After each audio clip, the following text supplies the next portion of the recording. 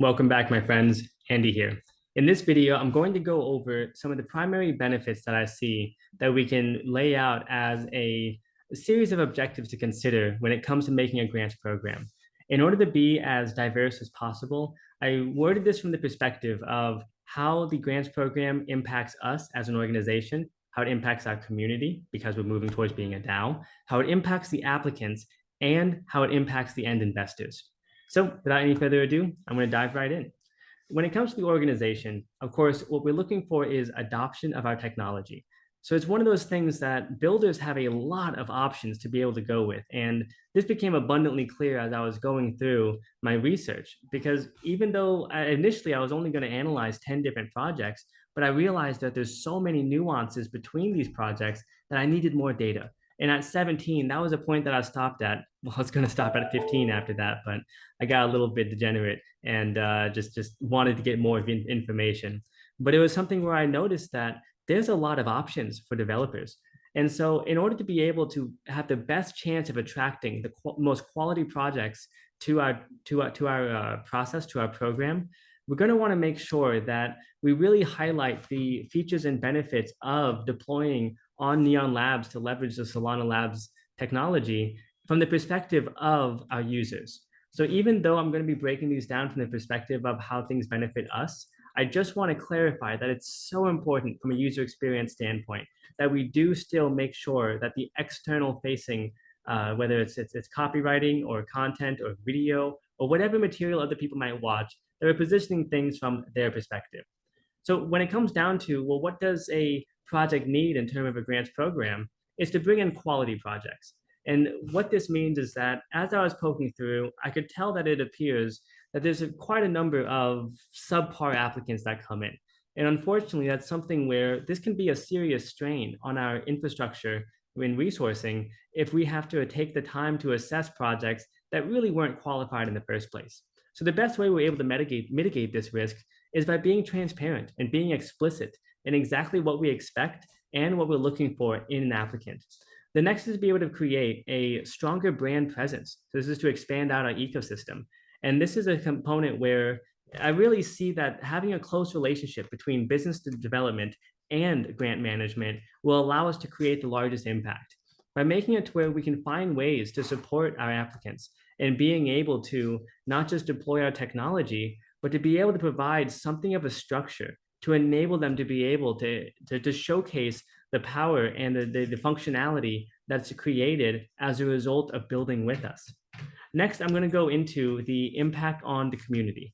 And where we're looking at here is by being able to leverage a cross-pollination between the projects that are already out there and what we're doing as an ecosystem.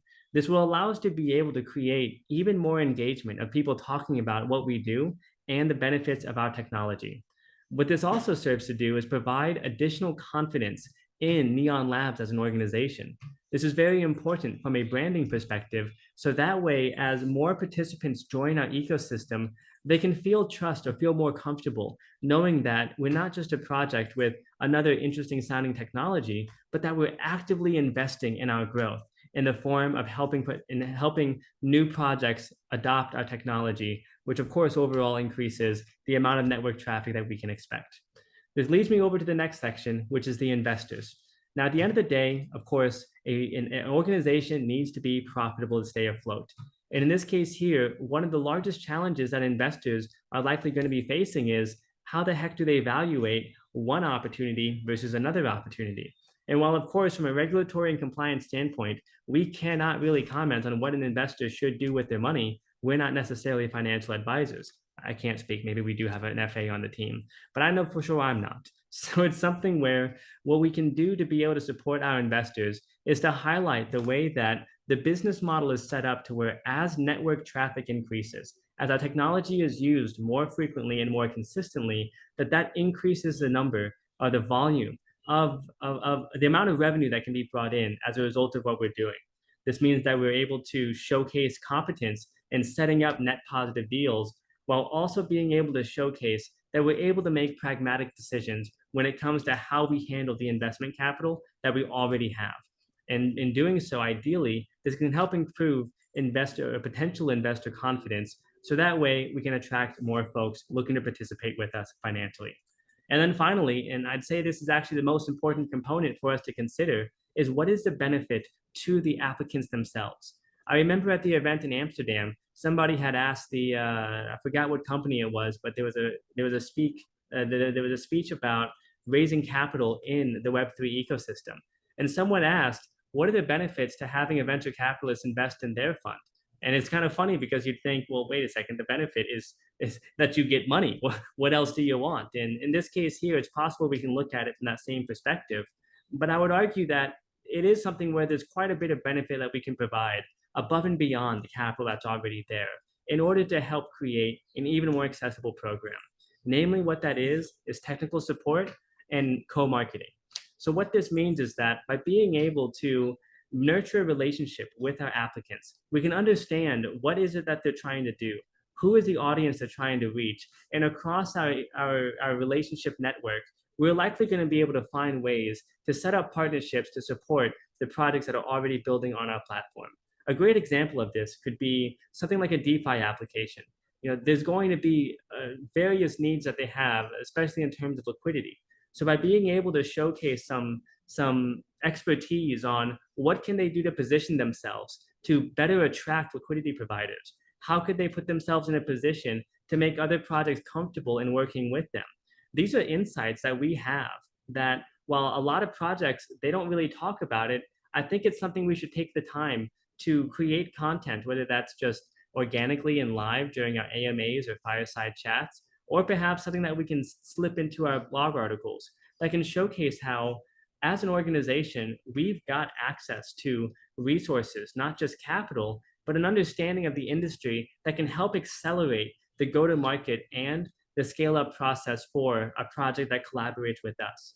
The idea there is that if we can bring quality products to our ecosystem and we can showcase that we're looking to nurture a relationship with them, one, from a risk mitigation standpoint, the closer we're able to be with a project, the better that we can qualify them and perform due diligence to make sure that we're aligning ourselves with projects that are as compliant as possible.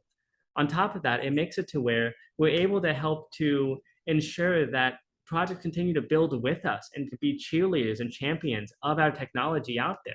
If we do this right, it can set up something of a compounding effect as more projects talk to more project builders, which then can bring in even more folks to interact with us. So there's a lot of questions I'd like to understand more about. What are the specific goals that we have as an organization at Neon Labs? What type of limitations and restrictions is the leadership team looking for? And on top of that, what are the timelines? The average project, from what I see, they respond to an application within 2 weeks. So that's 2 weeks to be able to complete due diligence, 2 weeks to be able to go through the application, and 2 weeks to make a decision. I'm curious if we're able to match that and ideally even go quicker than that, perhaps with an effective CRM system. Overall, though, it's something that by understanding the different parties involved, we can be a lot more effective in how we interact and engage as we expand out our grants program. So thank you so much for watching. In the next video, I'm going to walk through the actual proposal process. This is going to be all the information I aggregated from the 17 different projects that I analyzed and how I put that together into a series of steps that it doesn't have to all be used, but it would create as comprehensive as a process as possible to enable our due diligence team to be able to ensure that we're investing and engaging with the right projects. So looking forward to seeing you in the next video. And until then, bye for now, y'all.